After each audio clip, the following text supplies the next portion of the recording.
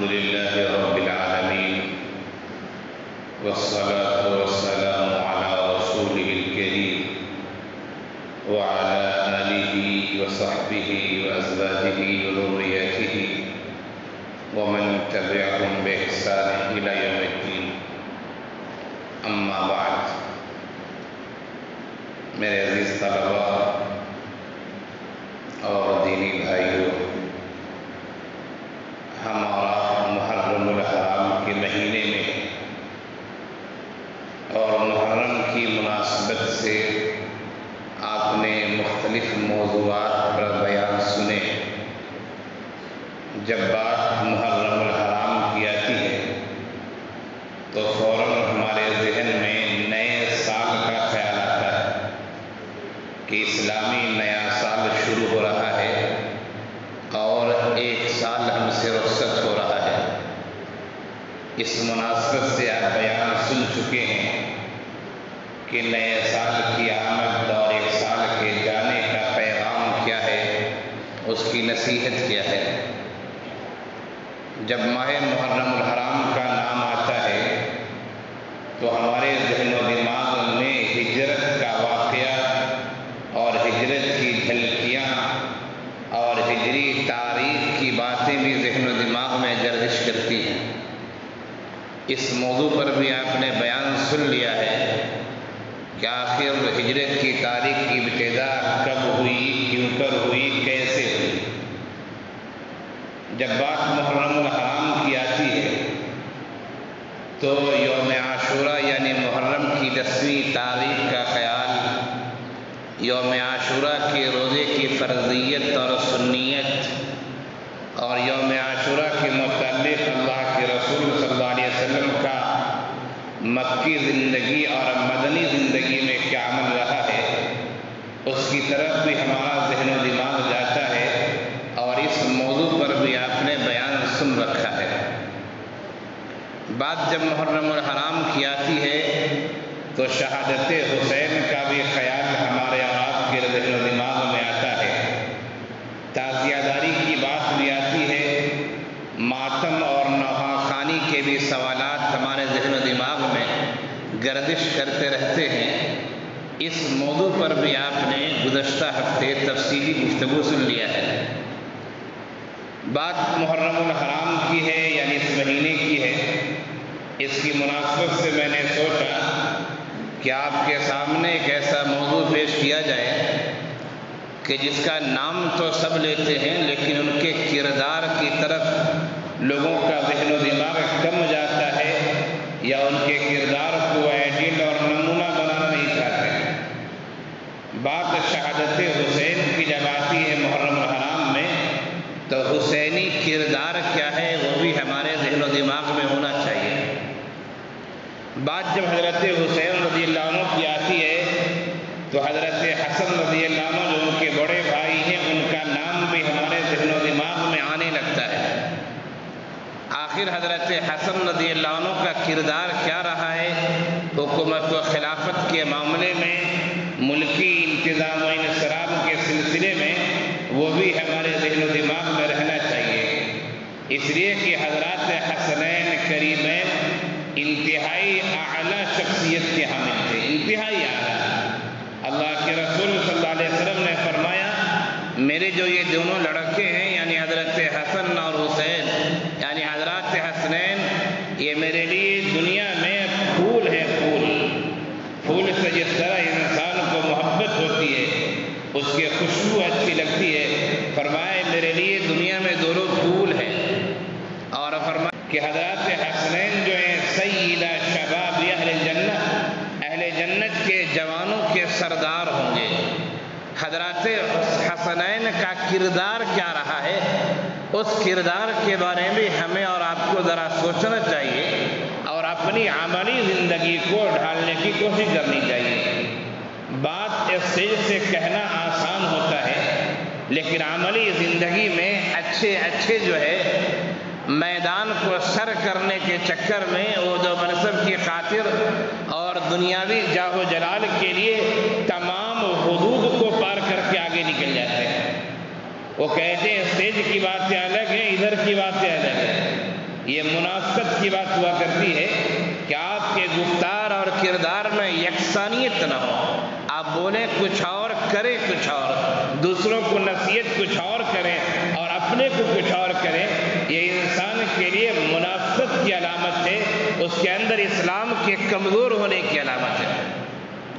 بعض بدباطن لوگ، خبیث الفطرت لوگ یہ کہتے ہیں کہ جو شہادت حسین کا واقعہ پیش آیا، سینکڑوں مسلمان شہید ہوئے، یہ سب حضرت حسین کی وجہ سے ہوا ہے۔ یہ انتہائی خباثت کی بات ہے، یہ انتہائی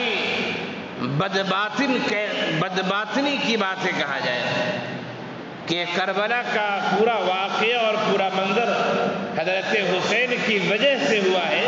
وہ اگر یزید کو بیعت کر لیتے تو یہ واقعہ ہی پیش نہیں آتا، لیکن انہیں یہ معلوم نہیں، یا معلوم ہو تو چھپا کر الزام ڈالنا چاہتے ہیں کہ حضرت حسین رضی اللہ عنہ میدان کربلا پہنچنے سے پہلے، یا یہ کہا جائے کہ میدان کربلا جب پہنچے اور یزید کی فوج نے انہیں گھیرا تو وہ جنگ کے لیے تیار نہیں تھے۔ انہوں نے 3 باتیں کہی تھی کہ دیکھو میں خود نہیں آیا ہوں، مجھے یہاں لوگوں نے بلایا ہے، کوفہ والوں نے خطوط لکھ کر مجھے بلائے ہیں کہ اے امام حسین یا اے حسین آپ آئیے، میں آپ کے ہاتھوں پر، ہم لوگ آپ کے ہاتھ پر بیعت کریں گے۔ اور حضرت عقیل کو حضرت حسین رضی اللہ عنہ نے بھیجا تھا، حضرت عقیل کی حمایت انہوں نے کی کہ ہاں بلائیے بلائیے ہم بیعت کریں گے۔ اور حضرت عقیل نے خطوط بھی بھیجے تھے کہ ایسے ایسے لوگوں کا کہنا ہے، حضرت حسین رضی اللہ عنہ جب میدان کربلا پہنچے تو خطوط ان کے ساتھ میں تھے۔ جب دیکھا کہ کوفہ والوں میں کوئی ہمارا ساتھ دینے والا نہیں ہے، وہ ایک ایک خط نکال رہے تھے اور کہہ رہے تھے اے فلاں ابن فلاں، تم نے کہا تھا کہ آؤ آئیے ہم بیعت کریں گے، میں آ چکا ہوں، تم کہاں ہو؟ جب اپنے تھیلی سے کہا جائے اور اپنے بستے سے کہا جائے خطوط نکالنے شروع کیے انہوں نے، اور نام لے لے کے کہا کہ فلاں ابن فلاں تم نے بلایا تھا میں آ گیا ہوں، تو کوئی منہ سے چوں نہیں کر رہا ہے، اور سب سمجھ گئے کہ اب تو میرا نام آ گیا ہے نا، اب تو میرا پول کھل گیا ہے، اب اگر حضرت حسین کا ہم نے ساتھ دیا اور شکست ہوئی تب تو یزیدی لشکر ہمیں چھوڑے گا نہیں، ہمیں تو مار ڈالے گا، اس لیے ہمارا نام آ چکا ہے کہ ہم نے بلایا ہے۔ اس لیے وہ بھی دشمنوں کے ساتھ مل کے حضرت حسین رضی اللہ عنہ کے مخالف لوگوں میں شریک ہو گئے۔ خیر حضرت حسین رضی اللہ عنہ نے یہ کہا تھا کہ دیکھو تم لوگوں نے بلایا ہے، اس وجہ سے میں آیا ہوں، ایک بات میں یہ کہتا ہوں، میں لڑنے کی نہیں آیا ہوں، میں اپنے بچوں کو، فیملی کو، اہل بیت کو لے کر آیا ہوں، میں جہاں سے آیا ہوں وہاں مجھے جانے دو، میں مدینے چلا جاتا ہوں، مجھے جانے دو۔ دوسری بات یہ انہوں نے کہی کہ اگر تم مجھے جانے نہیں دیتے ہو تو مجھے یزید سے ملنے دو، یزید سے مل کر میں خود بات کر لوں گا جو بات کرنی ہوگی۔ تیسری بات انہوں نے کہی کہ مجھے یزید سے بھی نہیں ملنے دو گے، واپس بھی نہیں جانے دو گے، ایک کام کرو، جو مسلم ملک کا سرحد ہے سرحد پر مجھے جانے دو، میں جہاد کر کے کفار و مشرکین سے اللہ کی راہ میں شہید ہو جاؤں گا۔ لیکن یزید کی طرف سے جو فوج آئی ہوئی تھی اس نے نہ واپس جانے دیا، نہ یزید سے ملنے دیا، اور نہ مسلم ملک کے سرحد پر جانے دیا، بلکہ وہیں پر لڑائی شروع ہوئی، اور لڑائی میں ساتھ دینے والے یزید کی فوج کے افراد تو تھے، وہ لوگ جنہوں نے خطوط لکھ لکھ کر بلائے تھے اور ان کے نام لے کر حضرت حسین رضی اللہ عنہ نے بلایا تھا آؤ، وہ لوگ تو ڈرے ہوئے تھے کہ اب اگر حضرت حسین زندہ بچے تو میری خیریت نہیں، یزیدی فوج ہمیں نہیں چھوڑے گی، اس لیے مخالفین کا ساتھ دے کر حضرت حسین رضی اللہ عنہ کی شہادت کا یہ المناک واقعہ پیش آیا۔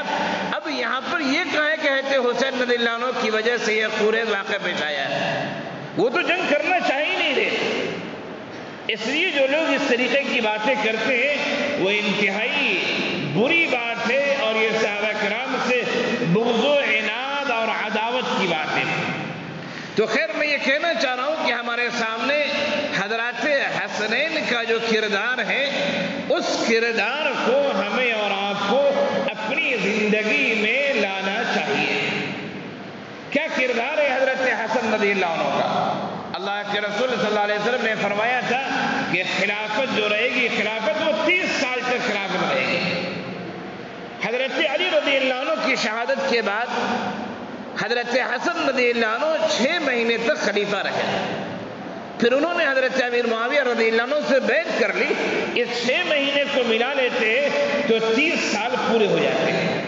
اللہ کے رسول صلی اللہ علیہ وسلم کی پیشن گوئی کی کہ 30 سال خلافت رہے گی، حضرت حسن رضی اللہ عنہ پر خلافت کا سلسلہ مکمل ہو جاتا ہے۔ بات بگڑی اس وقت جب حضرت عثمان غنی رضی اللہ عنہ کا زمانہ تھا اور عبداللہ ابن سبا نے، جو مسلمان تو ہو گیا تھا لیکن مسلمان نہیں تھا، ایک بدباطل شخص تھا، مسلمان نہیں تھا، اس نے ایک الٹا سیدھا ماحول بنانا شروع کیا اور حضرت عثمان غنی رضی اللہ عنہ کے خلاف اس نے بہاداری کی۔ مصر گیا عبداللہ ابن سبا، وہاں جا کے لوگوں کو تیار کیا۔ عبداللہ ابن سبا شام گیا، وہاں جا کر لوگوں کو تیار کیا، اور اس طریقے سے پھر اس کی پوری ٹولی بن گئی اور حضرت عثمان غنی رضی اللہ عنہ کے پاس آ کر مسجد نبوی کا، جو پہلے دارالخلافہ ہوا کرتا تھا مدینہ منورہ اور مسجد نبوی میں پورے کام ہوتے تھے، تو مسجد نبوی کا گھیراؤ کر دیا عبداللہ ابن سبا اور ان کی ٹولی نے۔ بات یہاں سے بگڑتی ہے، اور یہ سب عبداللہ ابن سبا جو ایک یہودی تھا، ظاہر اسلام قبول کیا تھا، یہ سب اسی کا کردار ہے۔ اور آج کل اور ہر زمانے میں ایسا رہا ہے کہ آپ کسی غلط سے غلط فکر کو بھی لے کے اٹھ جائیے، اگر آپ کے اندر ذہانت ہے، اگر آپ کے اندر چالاکی ہے، اگر آپ کے اندر بولنے کا ہنر ہے، اگر آپ سمجھانے کا ہنر رکھتے ہیں، تو آپ کے افکار و خیالات خراب سے خراب ہو، گندے سے گندے ہو، آپ کی ٹولی تیار ہو جائے گی اور آپ کی حمایت کرنے والے مل جائیں گے آپ کو۔ اس لیے کہ شیطان ساتھ دیتا ہے، شیطان ساتھ دیتا ہے، شیطان ذہن سازی کرتا ہے اور پھر ایک ٹولی تیار ہو جاتی ہے۔ حضرت عثمان غنی رضی اللہ عنہ کے زمانے میں عبداللہ ابن سبا نے مختلف الزامات ان پر ڈالے، ان الزامات کے بیان کرنے کا وقت نہیں ہے، کتابوں میں باتیں لکھی ہوئی ہیں، تاریخی کتابوں میں، سیرت کی کتابوں میں، آپ اسے پڑھیں تو پتہ چلے گا۔ عبداللہ ابن سبا نے الٹے سیدھے الزامات ڈال کر حضرت عثمان غنی رضی اللہ عنہ کے خلاف محاذرائی کی، یہاں تک کہ لوگ جمع ہو گئے مسجد نبوی کے ارد گرد کہ عثمان غنی کو مار ڈالنا علیہ باللہ، اور حضرت عثمان غنی رضی اللہ عنہ کو مسجد نبوی میں نماز نہیں پڑھنے دیا جا رہا تھا، ان پر پانی بند کر دیا گیا۔ ذرا غور کیجئے، ہم اور آپ اپنے اوپر لے کے غور کریں، وہ حضرت عثمان غنی رضی اللہ عنہ جنہوں نے مسجد نبوی کی توسیع کی تھی، اپنے پیسے سے زمین خرید کر مسجد نبوی کی توسیع کی تھی، اللہ کے رسول صلی اللہ علیہ وسلم نے جنت کی خوشخبری سنائی، وہ حضرت عثمان غنی، ذرا یہ بتائیے دل پر کیسا گزرا ہوگا کہ جس نے مسجد نبوی کی تعمیر میں، توسیع میں، زیب و زینت میں، اسے اچھا بنانے میں محنت کی، اپنے پیسے لگائے، اسی شخصیت کو نماز نہیں پڑھنے دیا جا رہا ہے، نماز پڑھنے کی لیں گے تو انہیں قتل کر دیا گیا، ان کا پانی بند کر دیا گیا۔ وہ حضرت عثمان غنی رضی اللہ عنہ جنہوں نے کنواں خرید کر مسلمانوں پہ وقف کیا، اسی کنویں سے انہیں ایک گلاس پانی نہیں دیا جا رہا۔ ذرا غور کیجئے کیا گزر رہا ہو۔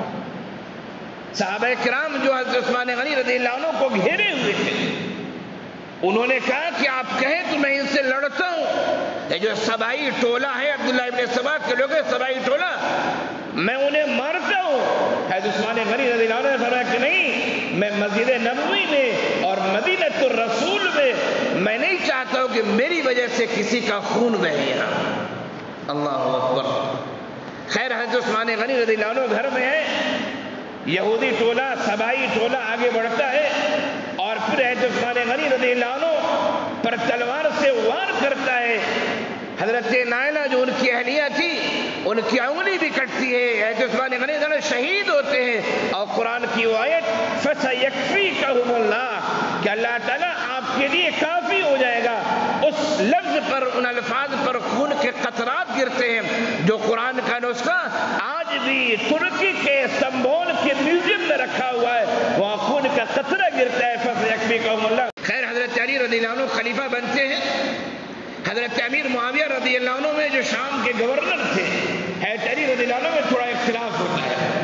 حضرت امیر معاویہ رضی اللہ عنہ کا یہ کہنا تھا کہ جنہوں نے شہادت حسین میں شریک ہوئے ہیں پہلے ان سے بدلہ لیا جائے۔ حضرت علی رضی اللہ عنہ نے کہا کہ معاملہ پیسے حکومت کا ٹھہر جائے، ابھی ایک خانہ جنگی کی کیفیت ہے، معاملہ ٹھہر جائے پھر ہم بدلہ لیتے ہیں۔ خیر، اجتہادی اختلاف تھا کہ پہلے کیا کیا جائے۔ اس اجتہادی اختلافات کی وجہ سے جنگ جمل کا واقعہ بھی پیش آیا۔ حضرت عائشہ رضی اللہ عنہ، حضرت علی رضی اللہ عنہ، آگے چل کے جنگ صفین کا واقعہ پیش آیا۔ حضرت امیر معاویہ رضی اللہ عنہ، حضرت علی رضی اللہ عنہ، خیر حضرت علی رضی اللہ عنہ کی شہادت کا واقعہ پیش آتا ہے۔ آپ کی شہادت کے بعد حضرت حسن رضی اللہ عنہ کو امیر المؤمنین بنایا جاتا ہے، خلیفہ بنایا جاتا ہے۔ ایک طرف حضرت حسن رضی اللہ عنہ ہے اور ایک طرف شام کے گورنر حضرت امیر معاویہ رضی اللہ عنہ۔ آپس میں انتشار کی کیفیت پیدا ہونے کا خطرہ ہے۔ حضرت امیر معاویہ رضی اللہ عنہ نے تقریباً 20 سال حکومت کی۔ حضرت حسن رضی اللہ عنہ نے 6 مہینے کی خلافت کے بعد حضرت امیر معاویہ رضی اللہ عنہ کے ہاتھوں پر بیعت کر لی۔ کچھ شرائط رکھے، یوں ہی بیعت نہیں کی، کچھ شرائط رکھے اور شرائط رکھا بیعت کی۔ آپ خود ہی نہیں، حضرت حسن رضی اللہ عنہ نے بیعت کی، حضرت حسین رضی اللہ عنہ نے بیعت کی، اور جو فوج کے کمانڈر تھے حضرت حسن رضی اللہ عنہ انہیں بھی لے کے آئے تھے، انہوں نے بھی بیعت کی، اور اس طرح ان تینوں حضرات نے حضرت امیر معاویہ رضی اللہ عنہ کے ہاتھ پر بیعت کر لی۔ حضرت حسن چاہتے تو خلیفہ رہ سکتے تھے، مسلمانوں کے میں اہل بیت کے چاہنے والے بہت لوگ، بلکہ کہا جائے کہ ہر سچے پکے مسلمان کو اہل بیت سے محبت ہے، لیکن حضرت حسن رضی اللہ عنہ نے اپنی خلافت سے دستبرداری کا اظہار کر لیا اور حضرت امیر معاویہ رضی اللہ عنہ کے ہاتھ پر بیعت کر لی۔ حالانکہ حضرت حسن سے افضل اور بہتر اس وقت کوئی آدمی نہیں تھا، لیکن انہوں نے بیعت کی۔ حضرت حسن رضی اللہ عنہ کا کردار یہ بتاتا ہے کہ امت کی اجتماعیت، امت میں اختلاف سے بچتے رہنا اور بچاتے رہنا، یہ بہت اہم بات ہے۔ ہمارا عہدہ چلا جائے، ہمارا منصب چلا جائے، ہماری ذمہ داریاں ہم سے ہٹ جائیں، ہم بہت شہرت والے نہ ہوں، لیکن امت میں اتحاد ہونا چاہیے۔ یہ حضرت حسن رضی اللہ عنہ کا کردار بتاتا ہے۔ انہوں نے بیعت کی، وہ چاہتے بیعت نہیں کرتے۔ آج ہم لوگ تقریریں تو کرتے ہیں، لیکن چھوٹے سے عہدے کے لیے نہ جانے کتنی گروپ بندیاں ہو جاتی ہیں آپس میں۔ ایک چھوٹے سے ادارے کا ذمہ دار بننے کے لیے نہ جانے کتنے ٹکڑے ٹکڑے ادارے ہو جاتے ہیں۔ ایک تنظیم چاہے چھوٹی ہو یا بڑی، اس کا صدر اور سیکریٹری اور اس کا امیر اور فلاں فلاں بننے کے لیے نہ جانے کتنے ٹکڑے ہو جاتے ہیں۔ مدرسوں سے مدرسے، پارٹیوں سے پارٹیاں، تحریکات سے تحریکات، یہ سب وجود میں آتی ہے۔ میں یہ نہیں کہتا ان کی نیتیں خراب ہوں گی، میں ان کی نیتوں پہ حملہ نہیں کرتا ہوں، لیکن جو صورتحال ہے وہ یہ ہے کہ اس میں سے 99% لوگ اختلاف کرنے والے وہ ہوتے ہیں جو عہدے، منصب، شہرت اور پیسے اور مادیت کے پرستار ہوتے ہیں، حریص ہوتے ہیں، لالچی ہوتے ہیں۔ حضرت حسن کا کردار ہے، آپ خاموشی سے بیٹھ تو سکتے ہیں نا، اس کردار کو بھی اختیار کرنا چاہیے۔ وہ خلیفہ تھے، کوئی ایسے ویسے آدمی نہیں تھے۔ اللہ کے رسول نے فرمایا تھا علیکم بسنتی و سنت الخلفاء الراشدین۔ حضرت حسین رضی اللہ عنہ کا کردار کیا ہے؟ حسین رضی اللہ عنہ کا کردار یہ کہ جو غلط ہے غلط ہے۔ یزید جس کو ولی عہد بنایا گیا تھا اور حضرت امیر معاویہ رضی اللہ عنہ پہ طعن و تشریح نہیں کرنا چاہیے، اسے انہوں نے مشورے سے بنایا تھا، بلکہ البدایہ والنہایہ میں یہ بات لکھی ہوئی ہے کہ امیر معاویہ رضی اللہ عنہ نے یزید کو ولی عہد بنانے کے لیے اللہ سے دعا کی تھی کہ اللہ میں جس امید پر اسے بنا رہا ہوں، اے اللہ اس امید پر اسے پورا اتارا۔ اے اللہ اگر میں اسے رشتہ داری کی وجہ سے اپنا بیٹا ہونے کے لیے بنا رہا ہوں تو اے اللہ اس عہدہ کے ملنے سے پہلے پہلے پہلے اسے موت دے دے، اسے ہلاک کر دے۔ یہ ایک والد کی دعا اپنے لڑکے کے حق میں ہے، یہ ایک امیر کی دعا اپنے ولی عہد کے لیے۔ خیر حضرت حسین رضی اللہ عنہ کا کردار یہ بتاتا ہے کہ دیکھو جو غلط ہے اور اس کا اظہار ہونا چاہیے۔ صحابہ کرام نے مصلحت کو دیکھتے ہوئے اور یہ کہا جائے ملکی سالمیت، یاد رکھیے کہ ملکی سالمیت یہ بہت اہم چیز ہوتی ہے، امن اور سکون بہت اہم چیز ہے۔ حضرت ابراہیم علیہ السلام نے خاص طور سے دعا کی مکہ مکرمہ کے لیے کہ اللہ اس شہر کو امن کا شہر بنائیے، رب اجعل ھذا البلد آمین، امن کا شہر بنائیے۔ تو امن و امان اور ملک کی سالمیت یہ بہت اہم چیز ہے۔ جن صحابہ کرام نے بیعت کر لی انہوں نے ملک کی سالمیت کے خاطر، حضرت معاویہ امیر تھے اس کے لحاظ سے انہوں نے بیعت کر لی۔ حضرت حسین رضی اللہ عنہ نے یہ کردار نبھایا، بالکل صحیح تھا کہ ہمیں معلوم ہونا چاہیے کہ ٹھیک ہے وہ امیر بنا ہے، ٹھیک ہے ولی عہد، لیکن وہ ولی عہد کے حقدار نہیں ہے۔ اسلام کا نظام شورائی نظام ہے، اس نظام کے تحت کام ہونا چاہیے۔ لیکن حضرت حسین رضی اللہ عنہ کا مقصد لڑائی نہیں تھا۔ اگر لڑائی مقصد ہوتا تو کربلا کے میدان میں جانے کے بعد یہ نہیں کہتے کہ مجھے یزید سے ملنے دو، یہ نہیں کہتے میں جہاں سے آیا ہوں وہاں جانے دو، یہ نہیں کہتے مجھے کسی اسلامی سرحد پر چھوڑ دو۔ یہ تین باتیں کہنا اس بات کی علامت ہے کہ حضرت حسین رضی اللہ عنہ خون بہانا نہیں چاہتے تھے، وہ صرف حق کا اعلان چاہتے تھے کہ لوگوں یاد رکھنا جو غلط ہے اس کا اظہار ہونا چاہیے، اس پر سکوت نہیں ہونا چاہیے۔ دوستو یہ ہے حسنی کردار اور یہ حسینی کردار۔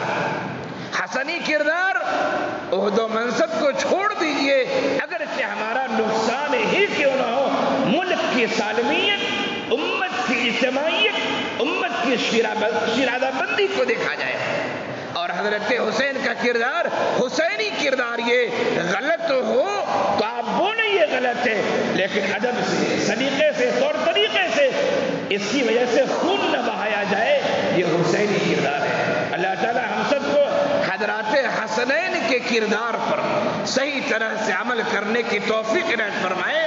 دنیا کے جھمیلوں اور یہ مادیت پرست زمانے میں اللہ تعالی ہم سب کو مادیت سے، عہد و منصب سے، شہرت سے اور دیگر جو خرافات ہیں، جو ہماری نیکیوں کو کھا جانے والی باتیں ہیں، اللہ تعالی ہم سب کو ایسی چیزوں سے محفوظ رکھے۔ وآخر دعوانا ان الحمدللہ رب العالمین۔